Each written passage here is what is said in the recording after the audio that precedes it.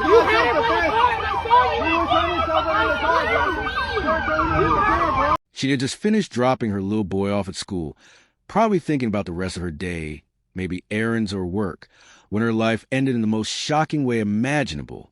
Right there in front of school in broad daylight, Romeca Meeks was shot point blank in the face and thigh. She didn't make it. And what makes this case so painful isn't just the brutality of the act, but the tangled relationships and choices that led to it. It's a story about love gone wrong, jealousy, and a chain of events that feels like it could have been avoided, if only. Before we dive in, let me say this. Welcome to Crime Lab Report. If you're new here, hit that like button, subscribe, and click the bell icon so you never miss stories like this one. We bring you real cases, real lessons, and real discussions that matter. Now, let's get into the life and death of 31-year-old Romeca Meeks. Romeca wasn't just a statistic. She was a young mother, described by friends and family as loving, funny, and very protective of her child. On the morning of September 8th, 2025, she even posted a sweet note to her son online, encouraging him to be himself and reminding him that she loved him deeply. That post was her last message to the world, and it now reads like a haunting goodbye. But to understand how we got to that tragic school morning, we need to look at Romeca's life and her relationship with Carlos Way, the man at the center of this storm. Carlos, often called Lozo by friends, was a father of Romeca's child. In the early days, their relationship seemed like any other young couple. There was affection, laughter, and hope. Romeca believed she had found someone she could build with, and for a time, she did. They shared a bond through their son, and Romeca, by all accounts, tried to make things work. But as often happens, the relationship began to sour. There were disagreements, trust issues, and eventually separation. Things got complicated when Carlos began seeing another woman, Holly Johnson. And that's where jealousy, old wounds, and unresolved emotions started to boil over. Reports suggest there may have even been legal actions and restraining orders involved in the messy back and forth. For Romeca, who was still tied to Carlos through their child, the situation was not something she could just walk away from. Imagine being in her shoes. Wanted to raise your child in peace, but constantly caught in the shadow of your ex's new relationship.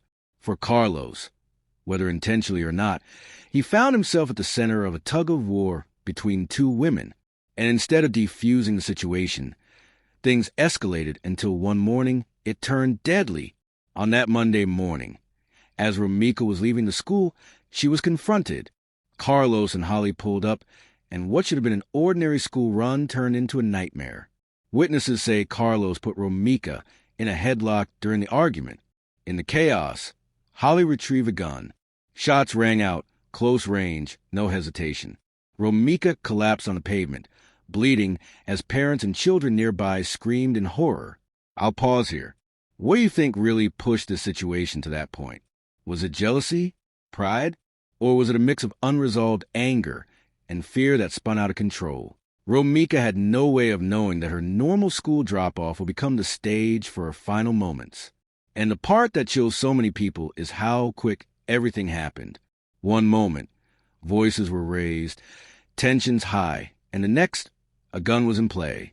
There was no time for reflection, no pause to cool off, just raw emotion and instant violence. Think about that for a second. A mother leaves her child at school, likely waving goodbye, maybe even smiling, and within minutes, she's fighting for her life. It makes you ask, how did things get this out of control? And why wasn't there someone, anyone, who stepped in before it escalated this far? Let's talk about Carlos Way for a moment. Carlos was the link between Romeca and Holly. At first, his connection to Romeca was about family and raising their son. But over time, with new relationships forming and old ones breaking down, it seems Carlos became more of a dividing line than a bridge. Accounts suggest he was right there when it all unfolded, physically restraining Romeca during the argument. That means he wasn't just a bystander.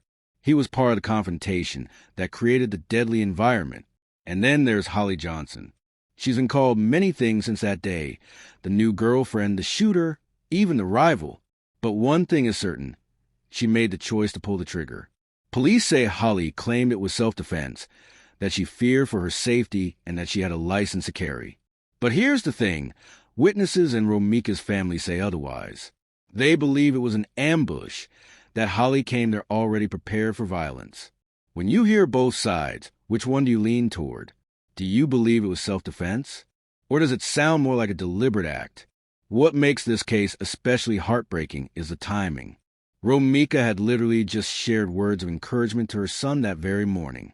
That shows you where her mind and heart were focused on her child, on being a mother, on giving him a sense of hope.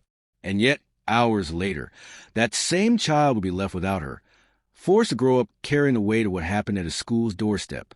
The ripple effect of that single moment stretches far beyond just one family. Neighbors, classmates, parents at the school, they all witness something they can never unsee. And here's the question that lingers. Did Carlos or Holly think for even a second about that child's trauma, about the kids in the schoolyard, about the parents rushing to shield their own? Or were they so blinded by anger and jealousy that nothing else mattered? As the news spread across Chicago, and then the country, the story took hold of social media. People couldn't believe it. A young woman, full of life, reduced to another headline about gun violence. Videos from the scene circulated, sparking outrage and sorrow. And through all of it, one phrase kept repeating. This was not self-defense. Do you see where this is going? We're starting to peel back the layers of not just a crime, but a human behavior, messy relationships, and decisions that spiral beyond control. Now, let's get into the part that feels like a breaking point, the rise in tension that couldn't be stopped once it started. After the shots rang out, chaos took over the scene. Parents were screaming, children were crying, and the school entrance that should have been safe became a crime scene. Romeca lay on the ground, and the reality of what had just happened hit everyone around. Imagine being there, hearing the gunfire, realizing someone's mother, someone's daughter, someone's friend had just been gunned down at the place where kids were supposed to feel secure. The police moved in quickly, taking Holly into custody. Carlos was questioned too, since he wasn't just a witness. He was physically involved in the confrontation. Right away, Holly claimed self-defense, saying she feared for her life. But here's where the story twists. How can you call it self-defense when you were the one who pulled the weapon, when the other woman didn't even have a gun? That's the part Romeca's family keeps repeating. This wasn't self-defense. This was an ambush. And this is where things get complicated. You have one version from Holly, who says she had every right to protect herself. Then you have the version from witnesses and Romeca's loved ones, who say the shooting was completely unnecessary. As viewers, you're probably asking the same question I did. Which side of this story carries more weight? Do we believe Holly's claim of self-defense? Or do we believe the people who were there, who say Romeca never stood a chance? But beyond the crime scene itself, let's not lose sight of who Romeca was. She wasn't just a name in a headline. She was a mother who adored her son. She was known to be supportive, funny, and protective. She was the kind of woman who wanted better for her child, who wrote little notes to remind him that he was loved and capable. That morning message she posted about starting fresh and staying true to himself isn't just a random post. It's a reflection of how she thought as a mother, pouring encouragement into her child even while she faced her own challenges. And yet, those challenges were real. Her relationship with Carlos had long stopped being the kind of love story people imagine. It had turned into something strained, messy, and eventually toxic. Being tied to him through their son meant Romeca could never fully step away from the drama. With Holly in the picture, emotions ran even higher. There were arguments, tensions, and what some say were ongoing conflicts that never found healthy resolution. Think about this dynamic for a second. You have one woman trying to co-parent, one man stuck between his past and his present, and another woman feeling threatened or insecure about her position. It's a triangle of tension that almost always explodes. And in this case, it did. Only instead of words, instead of walking away, a gun was used and a life was taken. The twist in this story isn't just the act of the shooting. It's how preventable it all feels. That's the haunting part. If cooler heads had prevailed, if emotions had been checked, if someone would walk away, Romeca might still be alive today. What makes this case stick in people's minds isn't just the act of violence, but the deeper questions it forces us to ask. When Holly pulled that trigger, she didn't just end Romeca's life. she shattered a child's world. Romeca's son now has to grow up with the memory that his mother was taken right outside of his school, in the place that should have been his safe zone. And here's something that cuts even deeper. His father was there too. Imagine confusion, the trauma, the lasting scars that child will carry. And think about Carlos' way. He stood in the middle of it all, the connection between both women. Some say he tried to hold Romeca back. Others argue he only fueled the conflict.